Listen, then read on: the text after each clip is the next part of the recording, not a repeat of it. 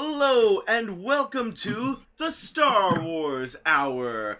We have a special guest with us today, Mr. Garrett Allen, who some of you may know from the Rich Alvers channel. He plays villains such as Rathnor and other versions of Rathnor, as well as being my co-host on Video Game Talk on the Video Game Network channel. He is here today for a very special reason. We are actually talking about a video game today. Which video game? Battlefront 2. But yeah, because we can't leave it alone.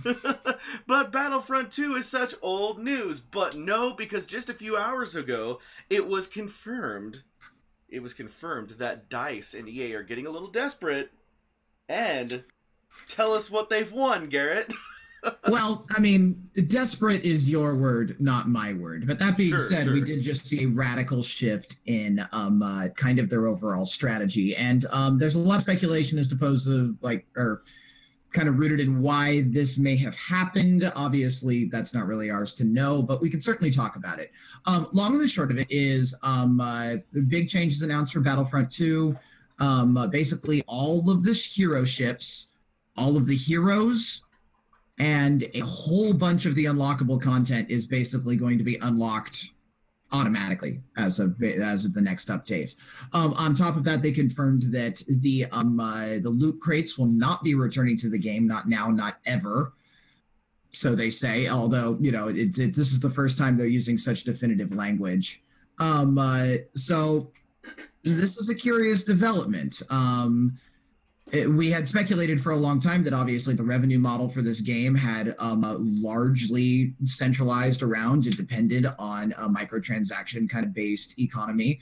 And it looks like they've received enough negative heat from that, at least from the viewers and the users, to where they're not going to go back to that. Speculation abound on whether or not Disney or potential talks about the licensing will be a factor in this discussion, but that's a little bit more to your own personal flavor and taste. I personally am of the opinion that corporate pressure almost definitely played a role in this, and that Disney probably also had a piece in encouraging this.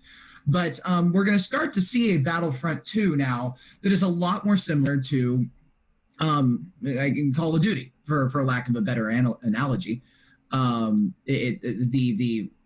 Everything is going to be unlocked offline. Most of the big pieces of content are going to be unlocked online. Loot boxes are no longer a factor. This is all, very similar to kind of what we saw in the Call of Duty days, particularly in their height in like the Modern Warfare 3, Modern Warfare 2 kind of era. Yeah. So I think very interesting. I definitely think Disney leaked the info about them looking for a new licensor to let EA kind of sweat it a little bit, and then they probably waited a few weeks, and then we're like, hey, can we, work this out, make this, more manageable, let the fans enjoy this game without having to spend, X amount of hours on it. That could indeed be the case. It could also be the case that Disney has continued to let them sweat over the news, and then EA is just doing this as a response to that news. We don't know. That we still don't have any official word on what happened with those deals being made and like what the outcome is of that. I think that Disney's waiting until maybe another convention, E3 maybe, or just later during the summer, or at least we're going to definitely hear something before Han Solo comes out. There's definitely going to be some major Star Wars news, and I think that the what's going to happen with the license and EA is going to be a part of that news. We will hear, I guarantee, we will hear a for sure what EA's position in all this is going to be before Han Solo drops in May. But right now, your guess is as good as mine. All we know is that it looks desperate. I think it looks desperate from EA's part, and you're right. Yeah, I mean, desperate is a weird word. It's an awfully humanizing word. But you know what? Maybe this is desperate, or maybe this is just business as usual. Maybe this is just the progression that we see, the game was, always capable of taking. They tested the waters with a payment method that didn't pan out. And now they're doubling back. The game is also available, is going to be available on sale either soon or is currently. I forgot to check before the stream went live, so I apologize on that. But this is all, this is all kind of flies in the face of a lot of the criticism that we saw kind of manifest with launch, and it became apparent of what they were doing. Is it too little, too late? What do you think on that? I do think it's a little too late. For me, it's like, if this had been the case from the beginning, I definitely would have still been sticking around on there and playing games. It's just, I became really disheartened by all of the bad decisions being made over there. And then it's just like, if I'm going to go online and play a big multiplayer game, I'm probably going to play something like PUBG or something, that, all of my friends are PUBG has its own set of issues, but this is the wrong channel for that discussion. So. It is. But I mean, just even as it is, it's just, I became disheartened with it when they kept throwing all these things out there, and like the loot boxes themselves, of course, as you know, became a huge controversy. And I would just like to see a single player Star Wars game, maybe that doesn't even have any multiplayer, that just where they focused 100% of their resources and energy on a fantastic single player campaign. But as you know, the research would suggest that that's not the most profitable decision. But it's nowhere near the most lucrative. It's not even close to the most lucrative. Yeah, but then when you don't put that single player campaign in, then people, it's yeah. I mean, like, it's honestly, if you ask me, it's a full blown miracle that we saw any single player content for Battlefront 2 at all. Let alone an update. So if I had to, give praise to the franchise, I would really say that I continue to be surprised. Maybe impressed is too strong a word, but surprised in entirety that single player content continues to be a priority for the developer. I was so sure we were going to see it drop off once it stopped. Do you think that backlash for the game would have been even stronger if there was no single player campaign after the complaints from the first title? Absolutely, because then what else would there be to insulate you against, the affected side of the product? Right now, at the very least, let's say you're somebody who loves like me, who loves Star Wars and but can't stand this transaction-based like pay-to-play method. At the end of the day, you could log on to Battlefront, and there would be a whole experience for you waiting in the form of the single-player campaign, which did receive like updates and new content. So that was a huge insulating factor for me, I think, and something that continues to be kind of like the one real pleasant surprise with Battlefront 2. If it had been only a multiplayer experience, then yeah, there would have been nothing to insulate them from the issues surrounding multiplayer. We haven't even dived into what I think one of probably the next largest issue, and that's server performance. Wow. And if they can't continue to make server performance and the rubber banding and the latency and the hitbox registering issues, if they can't continue to rein those in, then none of these changes matter. Because, I mean, when I stopped playing Battlefront some months ago, it was because multiplayer ceased to be an enjoyable experience based purely on server performance issues, which is typical of a company that sees a product failing and can't justify spending more money in order to boost the back end. Yeah, it's riddled with problems from the get-go. I think, and again, I will say, still, I would prefer if EA lost the license completely. I would like to see a new publisher take over Star Wars and just go, because they're like, oh, we can't make the same mistakes that EA just made. Let's go ham, and make like 3 awesome games. I don't need to see EA lose the license. I've said this before, I'll say it again. I'm not interested in, saying that EA needs to be completely cut out forever and there's no negotiating that. Because it won't happen. I don't think it'll happen. I don't think we'll ever see an instance where EA doesn't maintain, some sort of leverage with the franchise based on this contract. Possibly. Disney's big, but EA's also big. I mean, it's not like EA is just some helpless little like child in the corner, like just get whatever you can give Disney. No, like they're a functioning fighting legal force in their own respect, and they will put up a fight. I would say at this point, if they don't lose the license, then just to kind of try to create some better PR, make a couple different games. I would like to see another Rogue Squadron, just a complete aerial combat game. Those were some of my favorite Star Wars games, especially Rogue Leader on the GameCube. I think that was a fantastic game. I would like to see another like big third-person adventure a la Shadows of the Empire. Come on, let's do it. Let's do another KOTOR. But of course, that's BioWare. But they could do something like KOTOR, where it's an RPG. Yeah, we've got other RPGs that can certainly happen. They've got the whole, basically extended errata of the whole most recent trilogy to explore. So who knows there. Backing up to kind of the licensing issue, however, as much as I should clarify that I'm not, as much as I say I don't need EA to lose the license. I suppose I should mention what I mean by that is I don't need EA to lose the license in entirety. What I do want EA to lose is the exclusivity. Yeah. I if EA is making Star Wars games, whatever, fine. That's fine by me. If they have to compete with other Star Wars titles out there, and they have to, they all of a sudden exist in this marketplace where more than one major developer is producing Star Wars titles, I think you'll see them a little bit more on the straight and narrow, especially after this debacle. So the problem is when you have a shared license, there still needs to be at least a committee of people that kind of control who gets to share and use that license. Back in the old days, that was LucasArts. That doesn't exist anymore. So Disney is no short on committees. I'm sure that that could be arranged fairly easily. I think we've established a pretty good. Well, I shouldn't say good because I have my own conversations about kind of the Kennedy side of the organization, but I feel like we have a functional method in Disney right now in order to delegate who has what canon sits where. I mean, if they can handle the multitude of movies and TV shows that they've just announced and there's proper delegation going on there, video games should be easy by extension. I strongly believe that they could create a nice committee. It just seems like they kind of threw it to EA because they just didn't even want to deal with it. They're just like, here you go, we don't care. But yeah, it felt very rushed, and I am shocked that nobody at an upper business level would have seen this coming. Right. I feel like anybody who had really done their research would have understood that EA would have eventually done this, especially after Battlefront 1 wasn't received super well. No, you would.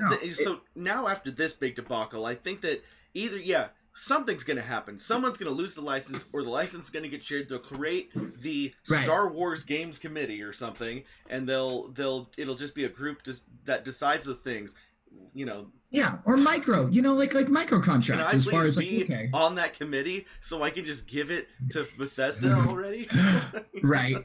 Yeah, I was gonna say there's ways to delegate this, where let's give maybe let EA have EA will maintain exclusivity over Battlefront. We know that. Yeah. So EA can explore whatever they can under the Battlefront motif, but it's not like that's the beginning and end of Star Wars games. Quite the contrary. That's what landed us here in this hot water.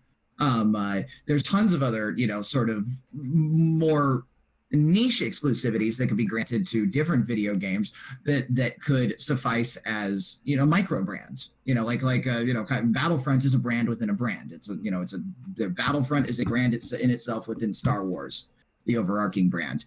And there's a lot of flexibility there to explore other motifs. Obviously, it worked in the Lucasfilm days.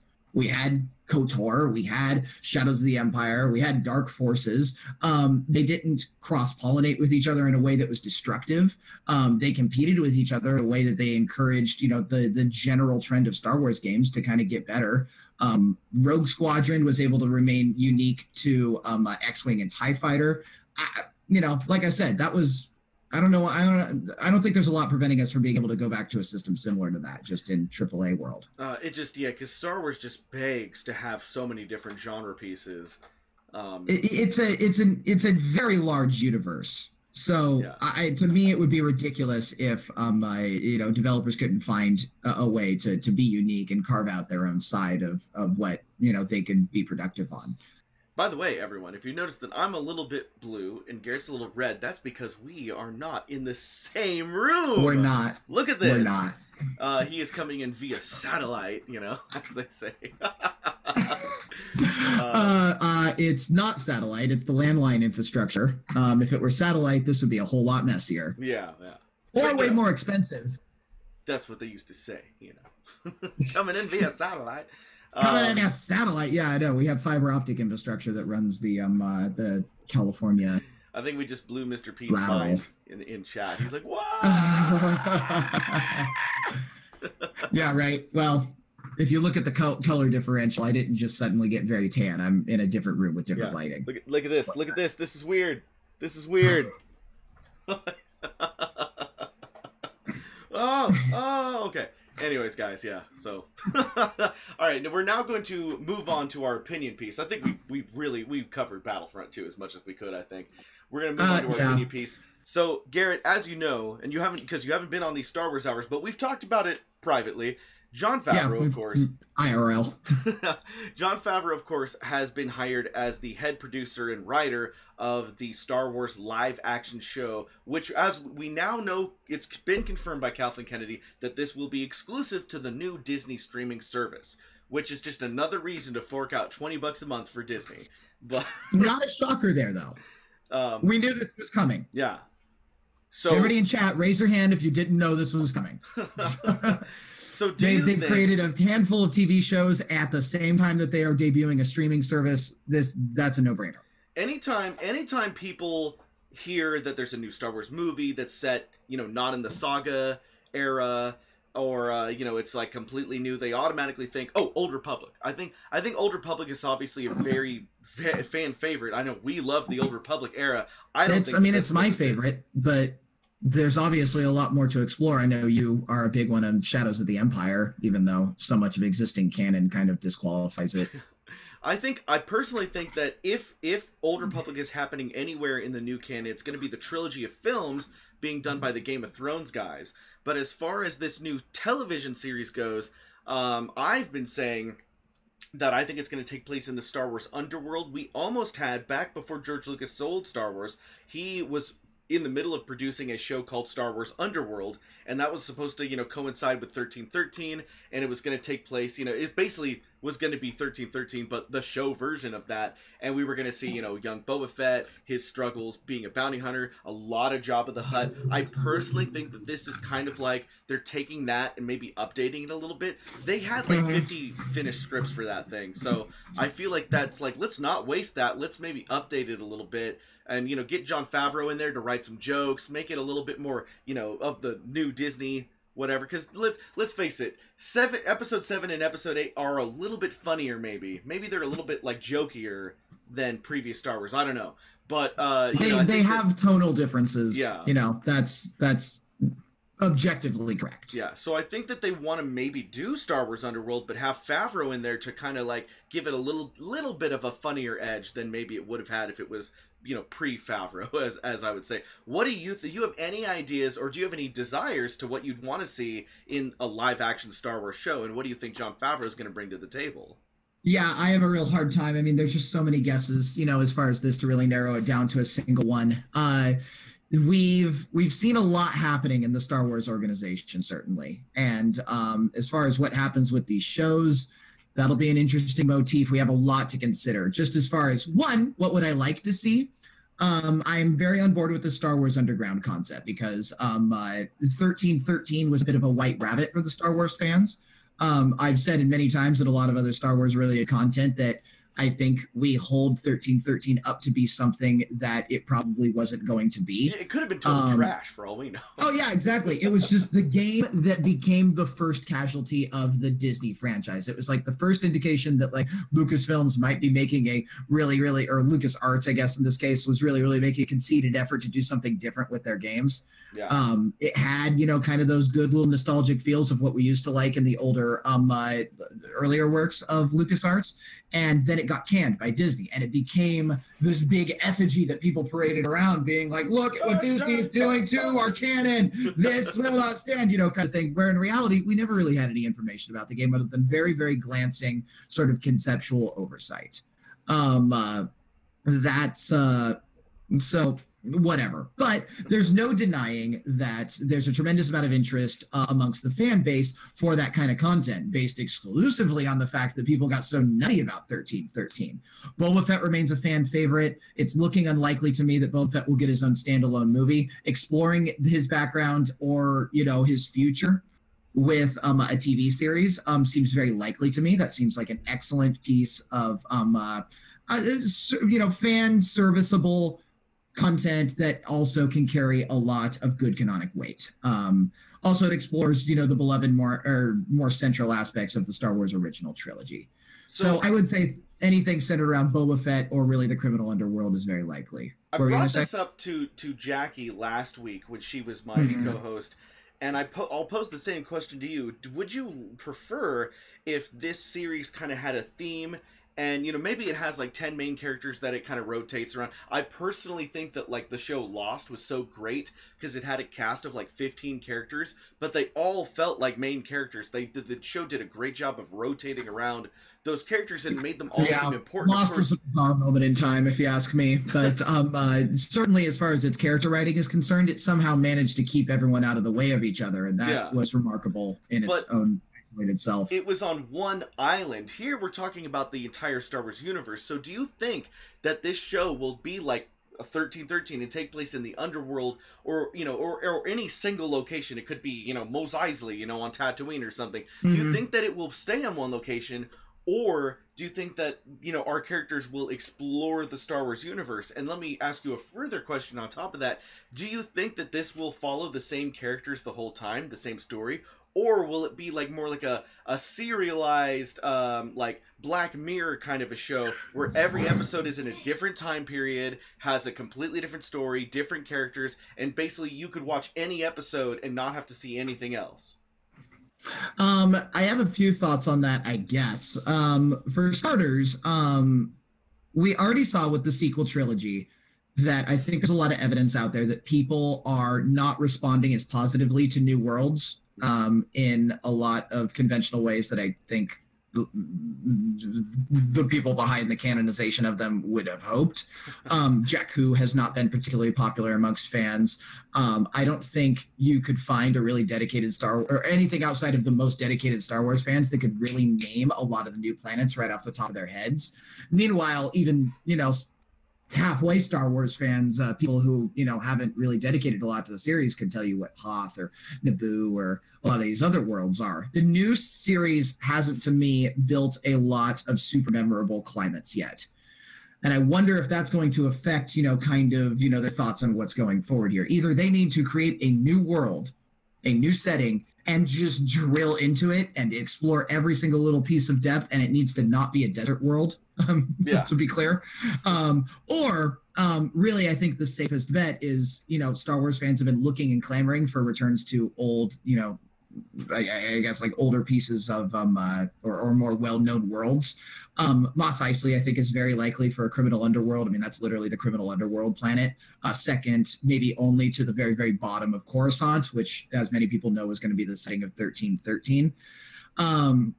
So as far as settings are concerned, they're either going to, if it's a new one, they're going to hyper focus in on it. If it's older ones, then I can see them traveling kind of amongst maybe 3 or 4 areas that are very central to the old area. But I can't imagine a show right now making too many leaps to try to introduce a bunch of new settings. That hasn't been received as well as I think Disney would have hoped in the new Star Wars franchise. So probably for the sake of not spending $20 million per episode, it'll probably focus on one group of characters and keep a lot of the same sets throughout the show. I think we're going to see at least this first show that comes out going to be more conventional, kind of like follow your group of characters across a relatively limited number of settings, and then try to kind of work the Star Wars charm out from there. At least that's what I would do if it were me in control. But who knows? There's a lot of directors out there with great vision, Jon Favreau among them, and he may very well put his foot down. Maybe he's got an idea. Maybe he's got something up his sleeve where he wants to really, really, create a diverse and living world. One of my chief complaints amongst kind of the sequel trilogy is it feels so overwhelmingly human in comparison to a lot of the older Star Wars media. Aliens are so few and far between in a lot of the new Star Wars movies and a lot of the new Star Wars serials. Even as far as into the books as well. So I would really, really like to see maybe some more extraterrestrial characters. It's a sci-fi show and it's full of humans in a galaxy that is supposed to be populated with literally millions of different species. So there's a few things I think it's a big culture thing. Well, because in the original trilogy, of course, we had, at Lucasfilm, they had expert puppeteers. They had Frank Oz, and they could debatably the best of all time at what he does. Yeah, Frank Oz. Second, maybe only to Jim Henson. Yes, but the best alive right now. Yeah. They were able to construct a Jabba the Hutt puppet that was puppeteered by 5 guys, and like make a whole bunch of cool looking aliens and stuff. In that era, that's where everyone's expertise was. Today we have much less people willing to be puppeteers and more people that know how to make CGI creatures. But then JJ was like, oh, I really want physical, practical stuff, and I really want to downplay the CGI. So what happens is, unfortunately, you get a whole bunch of people that try to do a lot of the puppets that they had in like The Force Awakens, especially. I didn't think it was on par with like Return of the Jedi puppets, and then because they barely wanted to use CG, that was really downplayed, and so the end result is that you don't have as many cool looking aliens. That's just what happens. Because of course George Lucas in the prequels used all kinds of CG aliens, but again, they want to downplay that. So the unfortunate sacrifice is that there's just less aliens because of those two things. Okay, but I definitely agree with that's you. A phenomenal explanation of kind of what caused it. I think I would still double down and say that regardless of causation or regardless of kind of how or what they go about it, I would still like to see them, even if they're just backgrounds. Something I think the prequels really succeeded at is, even though they were focusing on the largely human cast, they had this very colorful backdrop of very alien sort of settings or whatnot. And I don't know, I don't know that I've seen a lot of that so far. I think what Star Wars is forgetting as of late is it's a little bit of its origins. If you look at Episode 4, like in the Mos Eisley Cantina, everybody is a humanoid alien almost because they couldn't afford Jack Diddley, so everybody was. It's very hard to portray non-humanoid life forms. Yeah, there was like the guy that just had like the devil horns and like the people. I think the most complicated alien was Greedo, but it was still just a guy with a mask on, maybe a little bit of animatronics. Yeah, but he had 2 arms and a leg and whatnot. Fast forward to some of the prequel aliens like Who's the Sebulba classic example? Yeah. He's like walking on his hands and whatnot, and I liked Sebulba's character design certainly. We did see the Gungans, in terms of very anthropomorphic, sort of design, but there's some potential there. Maybe we've gotten a little off track in this conversation about aliens and whatnot, and less away from the show.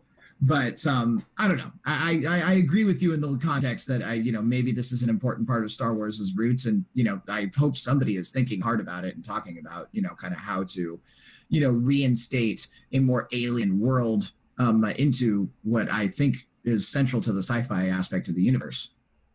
Yeah, it's a shame that that it's just kind of like the what has happened through this whole thing. Is my mic weird? Some people in comments are pointing out my mic sounds weird. I think it's just because you are using a different mic than me because you're in a different place, and somehow it gets weird over this happens, sometimes it'll get weirder as the stream goes on, it does that weird thing. We haven't quite figured that out yet, but hey, in the future we will just try better to be in the same place, Yeah, I just found out I was doing this about an hour and a half ago, so we're gonna do what we can. Yeah. You see, yeah, the thing is, Hockey Song just got here, so he doesn't realize that we're not in the same room. I mean, he might. I don't want to put words in his mouth. Yeah, he said. If you look at the lighting, it's very evident that you can see that. I am listening to the playback right now, and my mic does sound a little bit weird, but we're over halfway into this, so I'm not going to dwell on it too much right now. Yeah, no, it's fine. But we were talking about aliens. Yeah, need more aliens, and maybe Jon Favreau's the guy to kind of spearhead that, because he is getting this job on the heels of production of the Lion King movie, and then what he did with the Jungle Book movie. Jon Favreau is a man who's not afraid to excessively use CGI, and maybe that's why they got him in there, because he's like, nah, CGI aliens, all of them. Right. I feel like we're going to inevitably see more CGI in a lot of the show's environment. I think it's just inevitable with kind of what the resources they will have available to them. It's still a Star Wars production. They will still, I'm sure, have the best in the industry at their disposal. But yeah, I can't imagine with, kind of the production schedule that a show would have that they need, that they would be able to utilize, like a full puppeteering, like a live set No, instance 100% of the time. It just doesn't seem practical to me. To build and test puppets takes time, and if you're doing even 10 episodes a season, you don't have time to build unique alien puppets for every episode. You're gonna have to go with CG, and I think that's what they'll go with. They'll have a challenge there if they choose to do that. I mean, and again, Star Wars, we're looking for a saturation of alien life forms, not just like an alien character. Maybe if we're seeing one like really, really up close or as a central part of the overall storyline, we'll see some practical effects for that character. But I imagine most everything else is going to be very reliant on CGI. So and I'm okay with that. I really am. I don't think at least, especially for the TV shows, I'm not going to put my foot down and be like, practical effects. Otherwise, it's garbage. I don't, no. I want these TV shows to be made. I want them to be continued. I want them to be propagated positively. So, I'm not going to sit here and rub my nose in a lack of practical effects, just because it's a Star Wars thing. Here's the thing. Overall, though, I think you're like me, and we're just excited to see what this is, Right, exactly. I'm just hungry for more information at this point. Something that kind of speaking on that topic, something I was going to ask you is rating, content, maturity wise. Where do you see this sitting? Because I personally, obviously I'm an older Star Wars fan. I would like to see, I really enjoyed Rogue One. I know you did as well. And I think we're shared in the content that we would like to see a lot more mature Star Wars content. I think I've already seen several people in chat, echo this as well. So I'll just go ahead and ask you, where do you think we stand on that? Because this is going to be the debut of the streaming service. There's going to be a tremendous amount of commercial interest involved in its success. There's going to be an immense amount of people riding on this, getting an absolutely gratuitously giant following.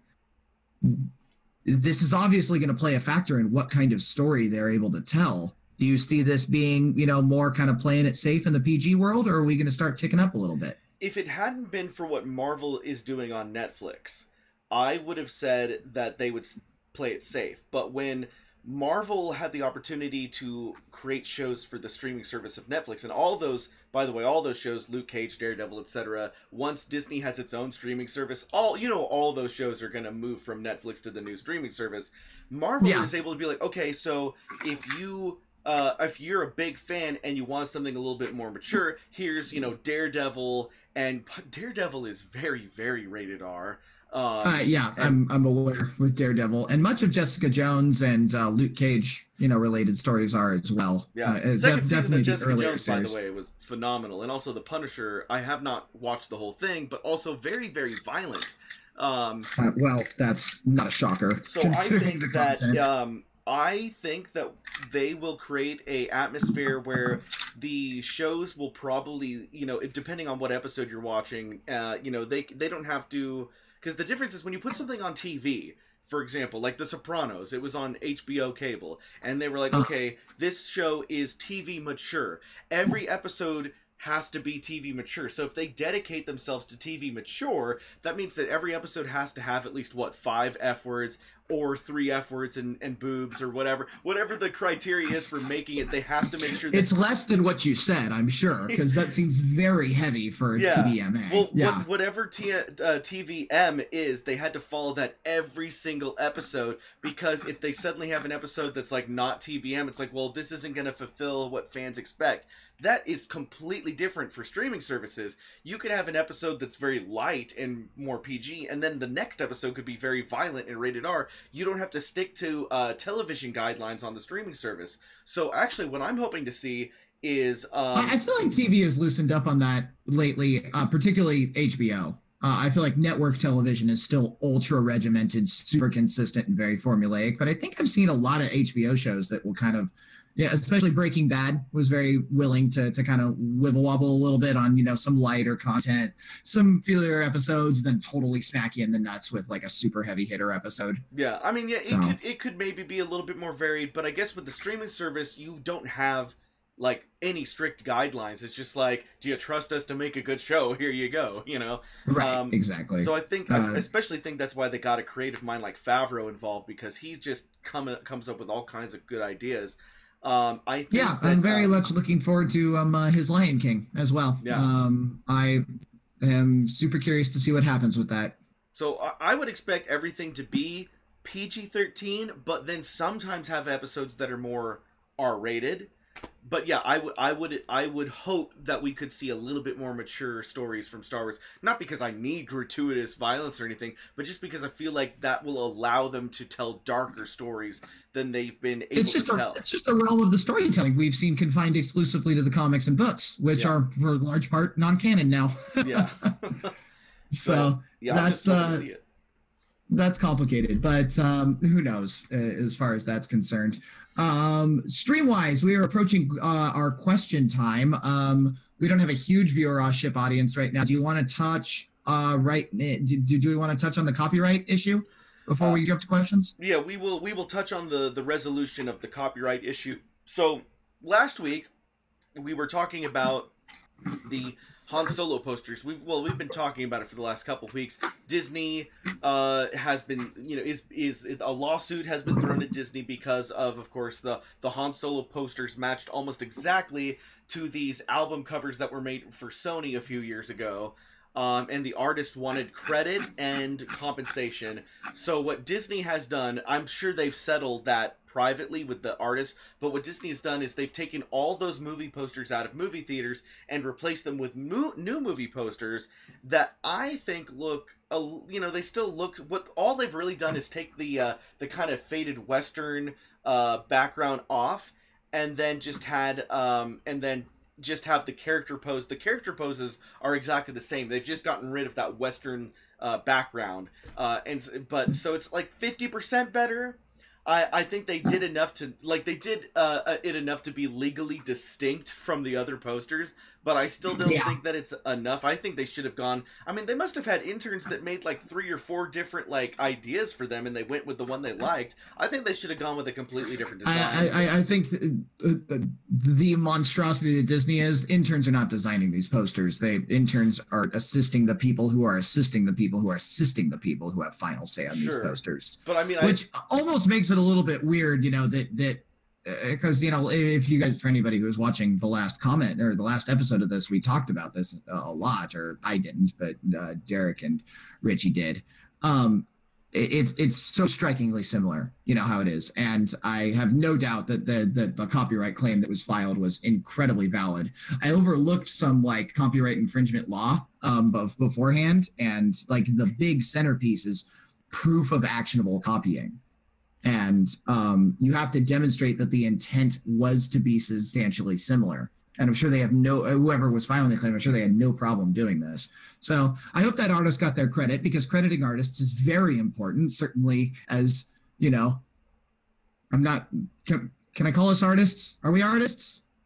Are we content creators? I don't know. But just the idea that anybody could have their content leveraged in such a way for something as big as Star Wars, and there would just be no fallout for that, is tremendously damaging to the industry and really stifles creativity. So I actually think in this case, it's very important that Disney pay big for this particular move. They shouldn't have allowed anything to be so insanely similar. And it's not like this art is coming off of some obscure Tumblr page in the back of the internet somewhere. This is an album cover for a major publishing license. So I don't know. I think they're this is just desserts in this particular case. Yeah, absolutely. I also hope that artist gets compensated, but I think they should have done more to make a completely different poster. Whatever. Maybe they didn't have time to switch out completely. Who knows? But yeah, I mean, I do like it's worth mentioning, I do like the posters. I think they're very cool. And hopefully that was just a deal they struck with the artist, and that artist is just walking with, 7 or 8 bills out the door, maybe a couple $100,000, maybe, something like that. And the rights or likeness isn't really called into question. I think that's legit in that case, because the artist has been compensated. Cool. All right. So I think we move on to fan questions then. Yeah, for sure. So let's see let's take a look. I'll right out the gate, Hockey Song with an excellent question. Also, everybody get your questions ready. The stream will end soon if there are no questions. But we'll keep it going as long as we got some stuff coming in. I know there are just a handful of you right now. So the Hockey Song asks, do you think James Cameron should have been one of the directors for the sequel trilogy? If yes, which episode should he have directed? For me, I say he should have done episode 8. No, I don't know. You have a little bit more of an opinion on James Cameron than I do, but I'm going to go ahead and give a soft no on James Cameron. If we're talking about like late 1980s James Cameron, fresh off of Aliens, then yeah, he could have directed a kick-ass Star Wars movie. James Cameron today, Mr. like ego so big it has no bounds? Absolutely not. Not only would he not even want to do a Star Wars movie, he just wants to sit in his room and think about the Avatar sequels for another 10 years. Guys, since 2008, since 1998, the year after Titanic came out, until now, 2018, that's 20 years. Do you know how many movies James Cameron's actually directed in the last 20 years? One! Just Avatar. Hit the 20 years before that, I think like 15. The guy got lazy and egocentric and thinks he's the world's shit, and just... I think also it's worth mentioning he did spend an obscene amount of time on Avatar. He did. Like, he did spend it. So, at least 10 of those years could be justifiably written off to Avatar in its exclusivity. So, yeah, whatever. But my point is he's all about his own stuff. It's worth mentioning I have a slightly more positive opinion of James Cameron than you do. But but you see, it doesn't matter because he's only about his own stuff now. He wouldn't direct somebody else's thing, So I just don't think he would ever have done a Star Wars movie, and if he did, it would be weird. I think that if James Cameron were to ever hypothetically direct a Star Wars movie, that it would be barely recognizable as Star Wars. That being said, I would be also open to the idea that it's a good movie, but I think he's a director with a very particular creative palette. I think he likes to do things his way. I think he's seen tremendous success. Both financially, commercially, creatively, in doing things kind of his own way. And I think he would clash tremendously with the ultra regimented oversight that the being a producer of any kind in the Star Wars universe is. And if it even got off the ground, I think we would be left with something that is probably cool, maybe even kind of dark, depending on where he decides to take it. But I can't imagine it would look or feel like much like the Star Wars of what we know. Yeah, absolutely. I mean, to be fair, I like James Cameron. I'm really hard on him for some stuff, but you know me, I'm hard on everyone because I'm ridiculous. Yeah, right. You haven't watched a Christopher Nolan movie in a good while. Oh no, I saw Dunkirk, and I liked Dunkirk. You did see Dunkirk. I just haven't seen Interstellar. That's the only one I haven't seen. Which is literally my favorite movie. Well, I love Interstellar to my very core. There you go. Yeah, so there's that. Let's see. George the Jedi is asking if we got any updates on Legends of the Force. I think we can push that question off towards the end, or do you want to talk about that at all? We could save that for the last question. Okay, George, I see you, man. We'll get back to you. So Mr. Pete is wondering if I'm going to go ahead and embellish his question a little bit, but he's asking if with the Rian Johnson, just a reminder that we've got a chat that's very down on Rian Johnson. Not a lot of Rian Johnson fans in chat. But long and the short of it, we've got, do you think that the Rian Johnson trilogy is going to underperform given the some of the controversies surrounding episode 8?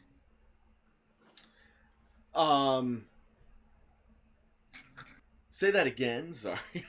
I know. I kind of beat around the bush trying to get my point out, but long and the short of it, do you think that the Rian Johnson trilogy will underperform based on the fact that there was controversy surrounding kind of how episode 8 was handled? Only if it is also just as kind of panned as The Last Jedi was. If the movie comes out And press is like, well, press actually did really like The Last Jedi before it came out. That's the crazy thing. It had like a 98% on Rotten Tomatoes. It was only the fans that didn't like it afterwards, which is weird. Right. Yeah, it was generally received as a pretty good movie, and really once it was passed under the lens of like, does it succeed as a Star Wars movie?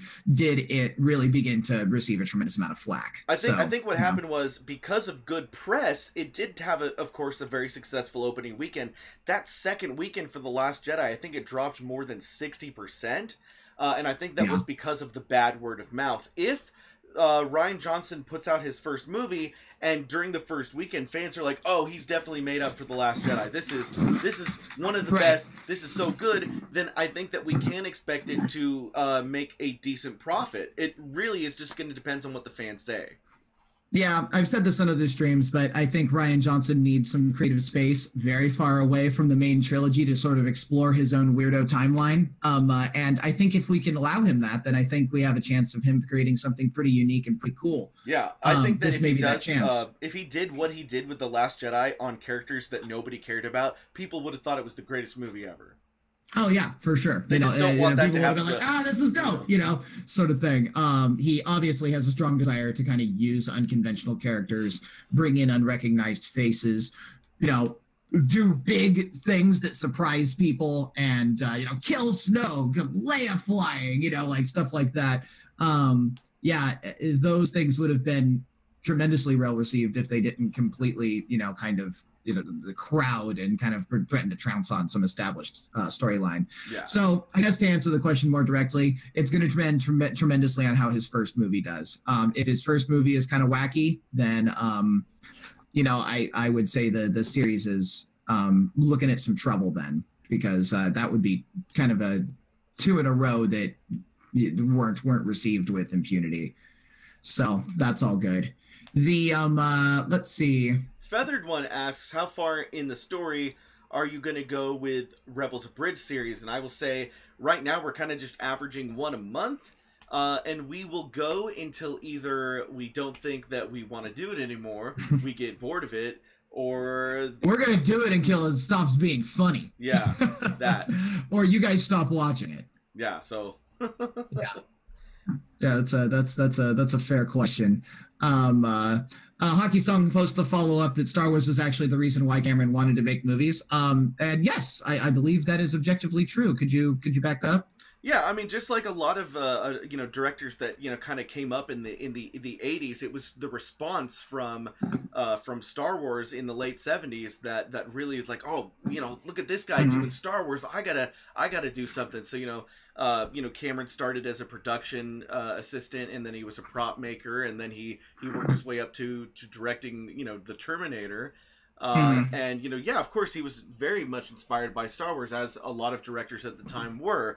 But, just like Steven Spielberg was inspired in the 60s by James Bond to direct, when Steven Spielberg got to the level where he could have directed a James Bond movie, he was like, nah, I'm going to direct my own thing. And it's the same thing with... There's not a strong correlation there. Yeah. Or there's not an implicit correlation there, maybe was a better way to say that. Yeah, I mean, Jurassic Park, I consider the movie that made me want to make, movies. But if I became a famous Hollywood director, I don't know if I'd want to direct a Jurassic Park movie in its current state, even though I did like Jurassic World, but if I had the choice between doing Jurassic World whatever and my own movie, I might go with my own movie, if I totally would. You've never, even in your entire history of production as a YouTube guy, you've never done anything loosely like Jurassic Park related. No. Except for maybe some referential things in a sketch here and there. But I think that's a phenomenal example. So there we go.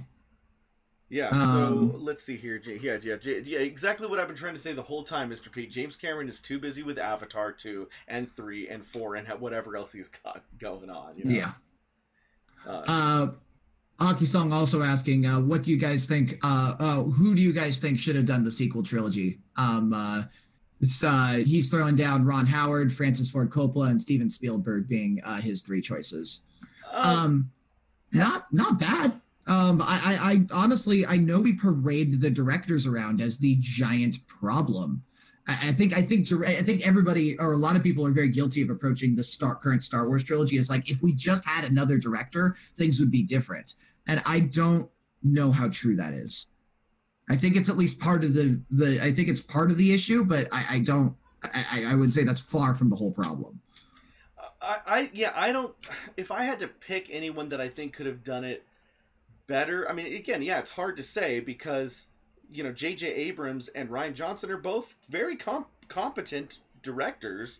Yeah, with a very, very successful history in filmmaking. This is honestly, I don't think it's the directors that are the problem. If I had to say there's a problem with Star Wars, I would say that I would have appreciated, like, much like the role that Lucas is now playing in the Han Solo movie, I would have really liked Lucas to have some kind of say in the, you know, like, he's like, here's where I wanted the story to go here, because he, you know, when it got sold to Disney, of course, he did have a 20-page treatment of like, okay, here's what's going to happen in these movies, and then when JJ came in, he was like, oh no, not going to use any of that.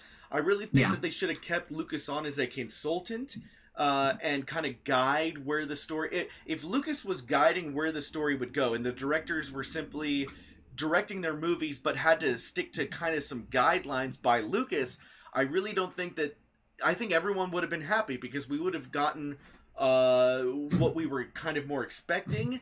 And, you know, it's just the problem is you get guys like Abrams and Johnson that kind of want to be artists and do their own thing. Right. And I think I think people are way more down on the writing than they are the directing. And I think we have a situation where a lot of fans are conflating that. Yeah. Well, yeah. So there's a lot of things. I don't think it's fair to say that different directors could have made better movies. I think it's just we are fated to get the movies we are getting. So right.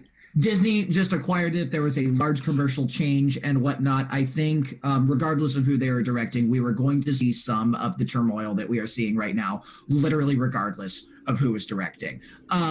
So I'm not ready to, you know, go say that like I needed to see other directors or the director choices were based on poor merit. I really think they were the best decisions at the time, or some of the best that could have been made.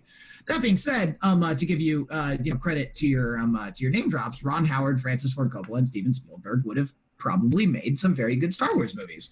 And I think had the tables been turned and things been different and they were involved in the projects, you know, that would be good. But I also think a lot of the problems would still be there because they're more indicative of the commercial shift than they are necessarily one person in a room, a director just twiddling his fingers and like, I'm going to make this my own thing. This is my time to make a mark on history. We as human beings are very guilty of sometimes trying to want a scapegoat, a single face, a single name to put on something that we don't like, when in reality, it is a shortcoming of an entire organization or a group of people, or simply just a product of a cultural shift. Yeah, in the case of keep that in mind. Rian Johnson haters. Okay, sorry. I just want to make sure you were done. I'm done. I was just gonna to kind of put a footnote on that. You know, in the case of Steven Spielberg, George Lucas had been asking Spielberg to direct a Star Wars movie since The Empire Strikes Back. He's like, hey, I got really stressed out during Episode 4, you know, A New Hope, Star Wars. I had to hospitalized, not just really stressed out, but like full-blown medical emergency status. Had to go to the hospital, blah, blah, blah. So he asked Spielberg, hey, I think you direct a good one of these. Could you do it? He passed on Empire. He passed on Return of the Jedi. He passed on all 3 prequels. And then before he sold everything to Disney, he asked Spielberg one last time, would you, guys, can you, if Spielberg had just agreed to direct Episode 7, we would probably, the whole thing would not be owned by Disney right now. You can blame Spielberg for Disney owning Star Wars, because he passed, and then Lucas was like, fine, you passed, that's cool, I don't want to do this anymore, let me give it to Disney. So, that's what happened. There was certainly, I mean, again, the scapegoating is very real. It's very tangible, and that's part of what's going on here. Spielberg likes to start something from the beginning for himself. He doesn't like to make sequels to other people's movies. So he's like, so that's why back then he was like, can you give me something else that I can start with you? And that's why he gave him Indiana Jones to do. So. Yeah, no, for sure. There is a follow-up question about Indiana Jones we'll get later, but let me make sure that we've got, let's see. Feather One asking if there's a way to cross over Star Wars with Star Trek or something like that would happen. I'm going to go ahead and put my foot down and say that I cannot even in some of the more creative reaches, imagine a situation where that would just work out. Yeah. These universes are so fundamentally disconnected in so many cultural storytelling motifs, in stylisticness, in their adherence to hard versus soft sci-fi, the fathoms of technology involved, the motifs of storytelling, whether or not they exist better as movies versus as show serials. I think the two shows are fundamentally incompatible. I would like to see both continue to go into production, and I'd like to see both canons continue to thrive, but I am not hoping for any Star Wars and Star Trek crossover anytime soon. Yeah, I agree. Mostly because I don't want to hear about fanboys bitching to the extent that they would be. Exactly. Yeah, let's keep those separate. All right. Garrett, do you see any other questions you'd like to answer? I think we're just about out of time. Well, yeah, we'll blitz through the last few real quick. Hockey Song asking basically how involved should George Lucas be in Indiana Jones 5? I'm going to give my answer real quick as the same answer that we were talking about kind of for Star Wars earlier, in the idea of I don't know that Lucas should be involved in a full-blown directing role, but I think the idea that Lucas should be involved in a consulting role has been missed in Star Wars and should be kind of understated in further Indiana Jones installments. That being said, Kingdom of the Crystal Skull was not some external establishment coming in and effing with a franchise. That was the guys. So, just expect tailor your expectations accordingly, I suppose. Yeah, I think that Kingdom of the Crystal Skull was definitely just like they thought that would work, and it didn't, and now they probably know how to do it better. It's fine. They'll do that, but Kingdom of the Crystal Skull it doesn't mean that we can't still make Indiana Jones the way that it's always been made. Spielberg directing, Lucas the producer, and them writing it together. I think that has worked and will work again, even if it didn't work 100% in Kingdom of the Crystal Skull. I still think that they shouldn't change the dichotomy of how those movies are made. Let's make one more really good Indiana Jones with Harrison Ford, and then I'm sure they'll reboot it in 10 years, but whatever, Yeah, 2020, there's a soft stamp out for maybe an Indiana Jones 5. Mr. Pete asking if we knew that George Lucas wrote the original Date of Apocalypse Now. I did. Yeah. That's not what that movie turned out to be, but that's okay. Apocalypse Now stands on its own in artistic merit. So well done, everybody. What color lightsaber would you use? Green. I think I would probably use. I wanted to say green, but you said green, so I'm going to say blue. Well, you did in Old Republic have those your Hornet blades that you customized with like the black core and the orange outside. Sure, if we're talking non-canon, then yeah, I'll use a freaking black core orange lightsaber. Yeah. Yeah, for sure. But if we're talking canon, it's green for me. So that's all good. Let's see. Feathered One, and this I think we'll put the cap on the questions here, wondering kind of to figure out, is there any series that you think could successfully cross over with Star Wars? To which I'm going to answer kind of a hard no on that. It's just, I would say this, more so than looking to cross over other series that don't really belong or coexist in the Star Wars universe, and trying to bring them into the Star Wars universe, I think we should be way more focused on like what existing elements and non-canon pieces of the Star Wars universe should be brought into canon. Like, for instance, I know Richie's going to bring up Shadows of the Empire being Shadows of the Empire being a non-canon serial now. I would love to see that crossed over into current Star Wars. All of my kind of like what should be crossed over into Star Wars is going to be things that were non-canon and were dope and should be back. Not that all of the things non-canon were dope, because a lot of things were super weird, but there's a few things I'd like to see return. I always say, read the novel of Shadows. I mean, the game is great too, but read the novel of Shadows of the Empire and tell me that's not the best Star Wars story you've ever read. Like, it's one of the best for sure. Like, that deserves to be a canon story more than anything we've seen post Lucas, in my opinion. But yeah, hey, that's just me. I'm a super fan. For sure. We're getting like a blitz of questions. Now that like a few other people have showed up, let's just tear through a few more super quickly. Hail Hedger asking if he's too late. Yeah, sorry, buddy. We've been live for an hour. But it's okay. Hello, we're happy to have you. Crazy Hair Creations asking if you had to be an alien with Jedi powers, what would you be and how? I would love to be a I think the Twi'lek dude's got something kind of cool going on, and I would be like just 100% all in on force powers. And I would be the one guy who's actually using his lightsaber and just swinging it around him with the force. That would be my ability. I would just be a Zabak or just be Darth Maul. Dope. Okay. Let's see. Hail Hydra with what I think will be the last question. Your favorite new character in the Star Wars sequel trilogy? I'm gonna go with Poe Dameron. Say what? I said Poe Dameron. That was my answer.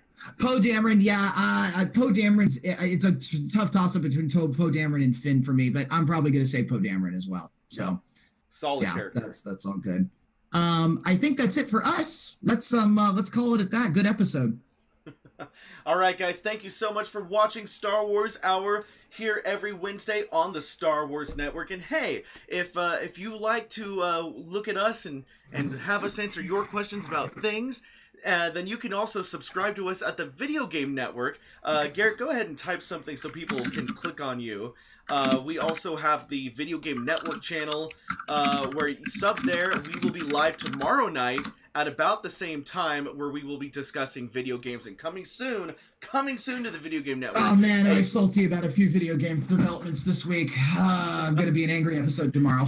Yeah, we're developing a new show over at Video Game Network, and Garrett, well, actually, we don't really have time to talk about it, but it's a fun show, right, Garrett? Yeah, I need to finish writing it. So, that show too. I was thinking about the show we've been filming. All right. Oh yeah, the other one. That one's super fun. Okay, cool. Yeah. All right, we might have a couple new shows coming to the Video Game Network. We'll see. Cool transitional period for the Rich Alvarez group. A sub is all we need right now, and maybe if you're feeling kind, give us a thumbs up because the live streams don't register super well with the algorithm because of their generally low viewer count unless they got a lot of thumbs up. So if you can hit the button for me, much appreciated. Yep, hit that like button, super important. All right, guys, we'll see you later. Bye. Bye.